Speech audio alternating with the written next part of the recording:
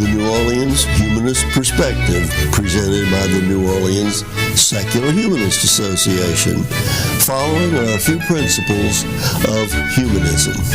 We're committed to the use of science and reason for understanding the universe and for solving human problems.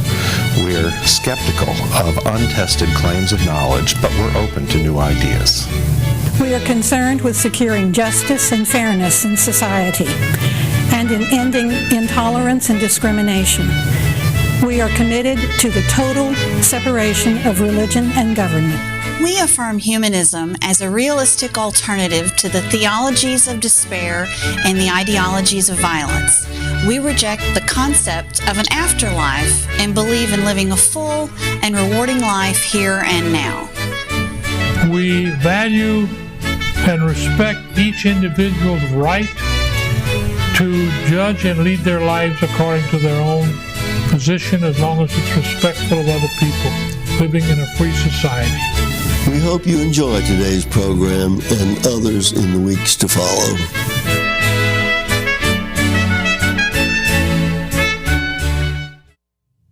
Hello and welcome to another episode of The Humanist Perspective. I'm your host for this evening, Jim Dugan. My guest this evening is Marjorie Esman. She's been a guest on our program a number of times. Dr. Esman has a PhD in anthropology from Tulane and a JD from Tulane, and has been a lawyer in private practice, among many other things, and directed the Louisiana ACLU for 10 years, retiring just this past December, was November. it? November 1st. And upon her retirement, the Secular Humanist Association here in New Orleans granted her the Harry Greenberger Memorial Humanist Award in recognition for her long service to our community. And very happily. That was such an honor for me to get an award in the name of Harry Greenberger, who was, in his own way, a champion of civil rights, of civil liberties, of fairness to everyone. And, of course, Harry's no longer with us, but that was a great loss to the community when Harry died. And for me to get an award in his name was really, truly an honor for me to be able to sort of carry Harry with me now.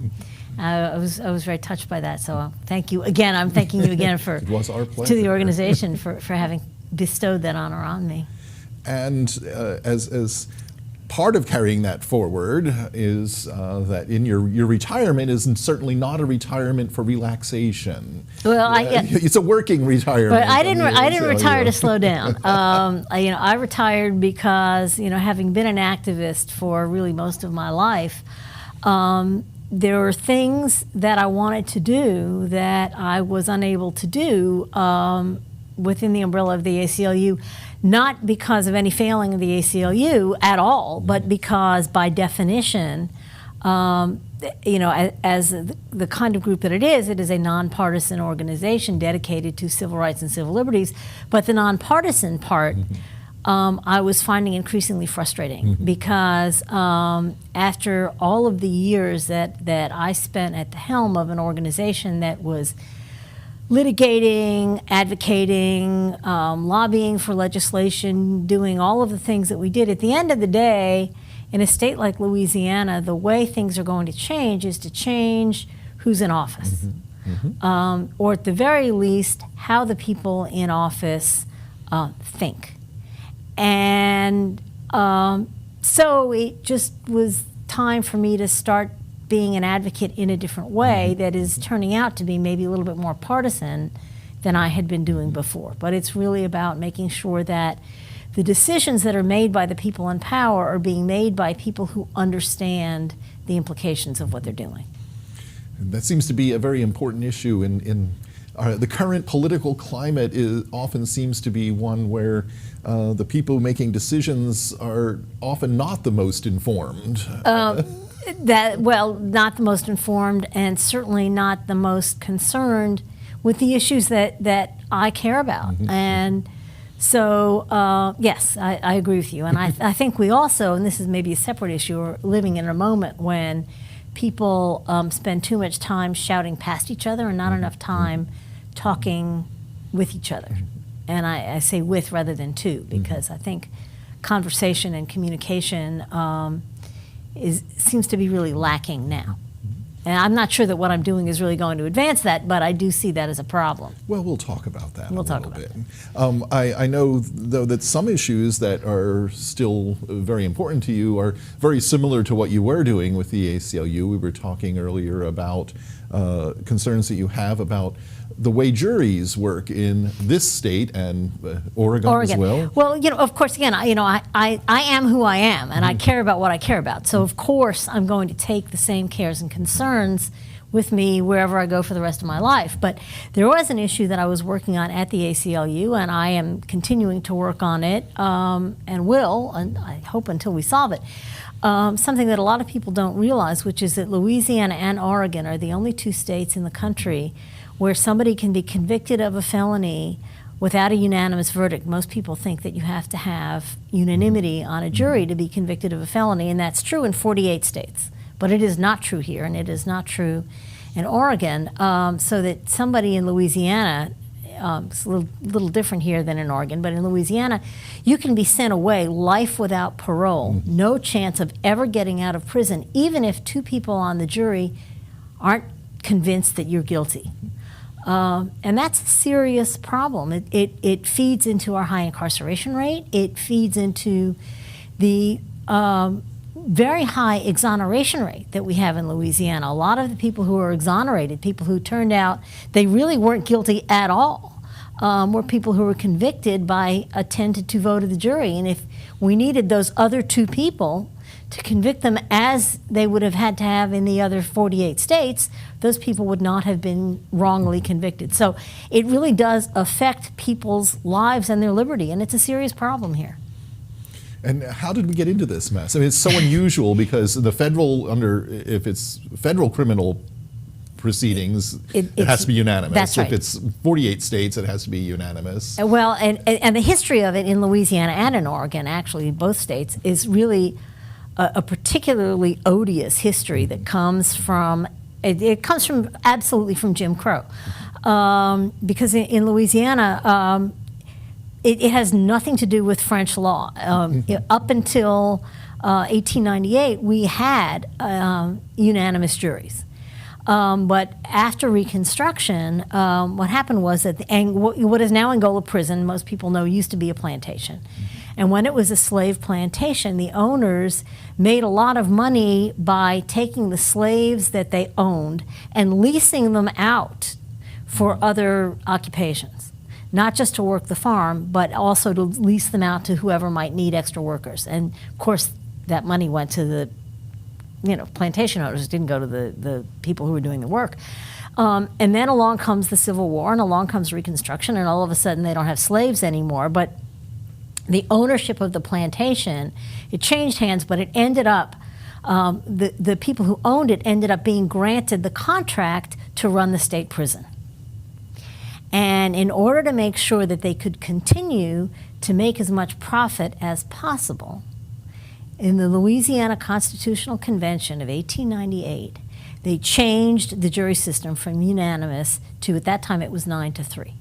And it's very clear, and there's sort of statements on the record that make it very clear that it all had to do with ensuring both white supremacy, statements on the record that said this whole thing was about white supremacy, and making sure that the owners of what used to be a plantation that is now a prison could continue to make as much money as possible.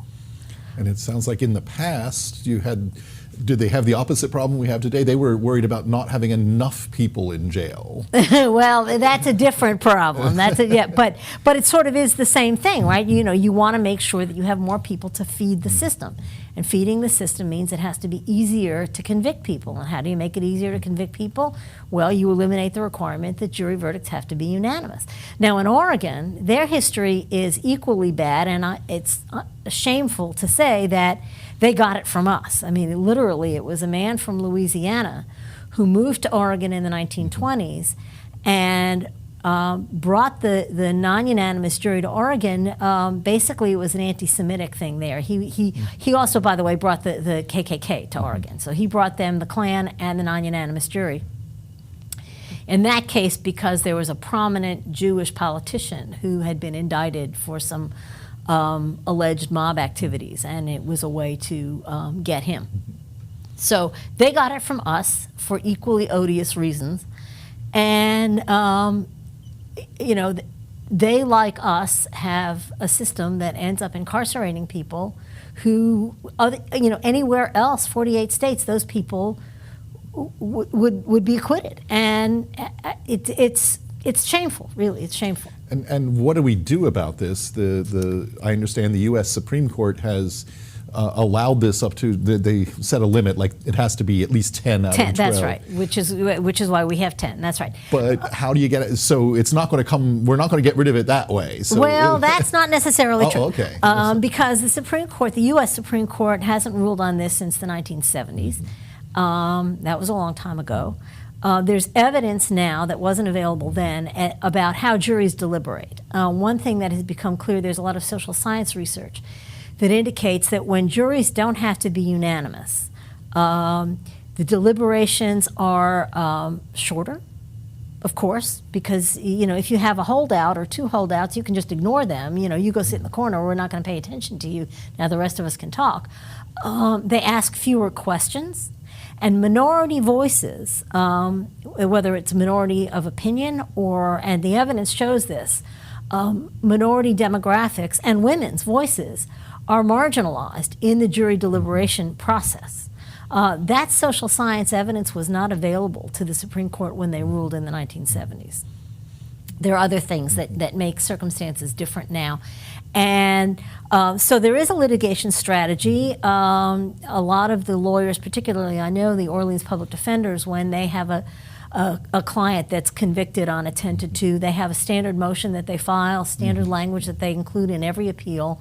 And they keep trying and they keep trying and they keep trying, and sooner or later, you know, somebody's going to be persuaded. A couple of years ago, maybe a year or so ago, Judge Arthur Hunter here in Orleans Criminal Court took testimony on the question of, and evidence on the question of the problem of the non-unanimous jury. And he ultimately was not persuaded that the information that he had available to him was sufficient for him to rule it unconstitutional, but he set out kind of a roadmap. He wants data. And there are people now trying to collect that data so that it can sort of make its way up the litigation chain once again. But the other thing is, you know, it's written into the Louisiana Constitution now, but what the Constitution has written, the Constitution can unwrite. It's obviously not so simple. It requires the legislature and then a vote of the people, but it can be undone. But people have to understand it. People have to know that we have it. They have to understand where it comes from. They have to understand why it's a problem. And then hopefully people will understand that it's something that we can fix. So either way, there's a campaign in some sense to get information out to make sure people are making an informed decision about this sort of thing. That's right. And people need to know that if you are going to be called to serve on a jury, which of course we all are, and we hope that everybody will take that responsibility seriously. But if you're going to be called to exercise, you know, essentially your judgment about whether somebody is guilty and maybe send them away forever, that person in Louisiana should be entitled to the same protections that they are entitled to in 48 other states. And people need to understand that their jury service is compromised. And of course, the rights of the defendants are compromised. And I think when people know that, they might understand that it's something we can fix. So speaking of campaigning, a not so gentle segue right. into another topic here. I know that another project that you have is much more political and campaign oriented. Yes. Tell us a little bit about that. Yes.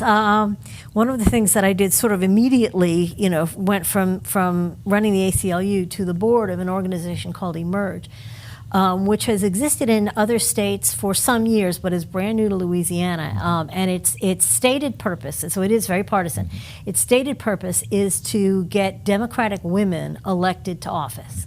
at any level, any office, whatever that particular woman is suited for, depending, of course, on who she is, what her skill set is, and the demographic factors around where she lives. But we are just starting our first class. We have 25 women from all over the state, and I mean all over the state, that are going to start a 6-month training program. It's 1 week in a month for 6 months, starting next week. And they will get trained in everything from how to raise money, to how to put together a platform, to public speaking, to organizing, to whatever it takes to put together and win a successful campaign. Now, political campaigning is hard work. And it is hard work. A complicated project, and anybody who's doing it probably needs competent people helping them. And I have to say, I don't know that much about the process, but other than it would scare me to try to do it myself. Well, anyway, you're not eligible for Emerge, okay? I can't take the class at Emerge. It would be interesting. It would be interesting to learn. The criteria, by the way, are that you have to be a Democrat and you have to identify as a woman. Mm-hmm. Those are the criteria. And then, of course, there's a selection process, but those are the fundamental criteria. So you consider what a particular candidate what they're good at, you said, so what they're interested in, what their background is. Sure. I mean, it's, obviously nobody's going to run for something that she doesn't want to do. And people with particular skill sets are going to be better suited to particular kinds of positions. And then you're going to look at the demographics of the district. And the stated goal of Emerge is to increase the number of Democrats, and particularly Democratic women, in office. So certainly we don't want to put one of our candidates up against another Democratic woman because there's no net gain there. So what we would want to do is find something where the opponent would not be an incumbent Democratic woman, but maybe an open field or something like that. And again, it depends on all sorts of factors. Most particularly, what does that person want to do? And you would help candidates for school board, city council, to the state legislature, to the district attorney. I don't think Louisiana, I may be wrong about this, but I don't think Louisiana has any female DAs. We do have a female sheriff, but as far as I know, we don't have any female DAs at all. Either party, any party. Why not? Why do we not have any women serving as district attorneys? We need women as district attorneys. We need women as police chiefs. In a lot of communities, police chiefs are elected. And for instance, what happened a couple of weeks ago in Vermilion Parish with that teacher who sort of went viral on YouTube, the teacher who was at the school board meeting and asked this question about why the superintendent was getting a raise when the teachers hadn't had a raise in some years. And she was, forcibly arrested, thrown to the floor and arrested by a police officer who apparently had issues before with the way he was treating people. Perhaps if the police chief of that community was a woman, the training of the officers might be different. I don't know, but why don't we have any women as elected police chiefs? I shouldn't, maybe we do, but we don't have many. And so we need to make sure that there are women in all of these positions. If women are 50% of the population, they should have 50% of the elected offices. That makes sense, doesn't it? It does make sense. In the 21st century, in the 21st century, you would expect but it is not the case. It is not the case. And now, of course, we're working for Democratic women, and so that's a separate subset. But in general, women should have 50% of the elected offices in the state, and that's not true. And you mentioned some of the contents of the training, things like public speaking. That's something that often, that's just a matter of practice for many people. Yes, it is. But there are pointers, there are tips, and people can learn things that they do that make their oral communications not as effective as they might be. Everybody has their own sort of little verbal tics, and so that kind of training and how to put together a speech. All of these things that go into making a successful candidate. You mentioned the whole process of crafting a message and messaging, a platform. That's right, and a platform. All of it. And it's a 6-month training program, and in the other states that have been doing eMERGE training, they've had an extraordinarily high election rate. I think in 2016, of the eMERGE candidates who ran, something like 70% of them won the seats that they sought. And I will say that the woman, and I'm now blanking on her name, but the woman in Virginia who lost the tiebreaker, coin toss, she was an eMERGE graduate. Ah, okay. So she really made a mark. That's right. Unfortunately, she didn't. She did because of the tie, and she lost the tiebreak. But she was an eMERGE graduate. Who got that far? Who got that far? So how long do you think this will? I mean, this is permanent. Oh, permanent as far as we're concerned, it's permanent. As long as there is a need to train women to run, and there are Democratic women who want to be trained to run, we will be here to do that. And it's all about, for me, it's really all about changing the mindset of the people who hold elected office in Louisiana at all levels. Because, again, if you go back to the work that the ACLU does, that I did for 10 years, and that somebody will be doing, in my shoes for another, I hope, a long time, a lot of that work is kind of the same old, and particularly the kinds of things that I worked with NOSHA on, the school prayer type cases, and it takes different forms, but it's always, the same old. Either they're giving out Bibles in school, or the teacher's praying in class, or they have a picture of, Jesus in the cafeteria, or something. And as many times as we litigate those cases, and we always win, it doesn't stop the problem. And the reason it doesn't stop the problem is because the school boards don't put their foot down. And so that gets back to who's on the school board. And so we really just need to change who's in office at all levels so that we can really move Louisiana forward in a meaningful way. School boards are, sorry? No, so that doesn't mean that the ACLU shouldn't continue to litigate. It doesn't mean that all of that work is not extraordinarily important work. It is extraordinarily important work because you've got individuals whose rights are violated and they need their rights protected. So I didn't mean to suggest that, that I was denigrating in any way the work of the organization that I led for such a long time. But it's a different approach. You need both. You need somebody's rights were violated. Somebody needs to get that person a redress for their violations. Absolutely. But we also need to make sure that those things don't continue to happen over and over and over again. I read recently of a ACLU case. It might have started just after you left, or maybe it was you started with Webster Parish. Webster Parish, that's right. They filed it after I left, but we were working on it for some time. That's right, and that was a particularly egregious case. But just a few years ago, we had a similar situation in Sabine Parish with a child, a Buddhist child, who was told, among other things, that he should change his religion by his classroom teacher. And the principal. So these things, they keep happening, and the reason they keep happening is because we haven't done enough to change who's really running the show. So that's what I'm trying to do. And what other projects do you have these days? I know you have plenty. I have plenty of projects. I will also be serving, this is obviously a temporary appointment, but on the transition for Mayor-elect Cantrell on criminal justice funding, so that we can hopefully do away with the problem of having to lock up poor people just because they're poor and assessing them fines that they can't afford, so that we can feed a system that is, sort of this self-fulfilling prophecy kind of thing. So I'm going to be working on that. And a lot of, as I said, I did not retire so that I could be idle. I retired so that I could continue to do similar work in a different way. So there's a lot. So where do you see Louisiana in 3 years, or whatever kind of time frame you're setting for some of these goals? Well, it's hard to set a time frame. Other than that, I really hope that we will be rid of the non-unanimous jury within, say, 5 years anyway. I think it's significant that the 3 largest cities of Louisiana will have black female mayors.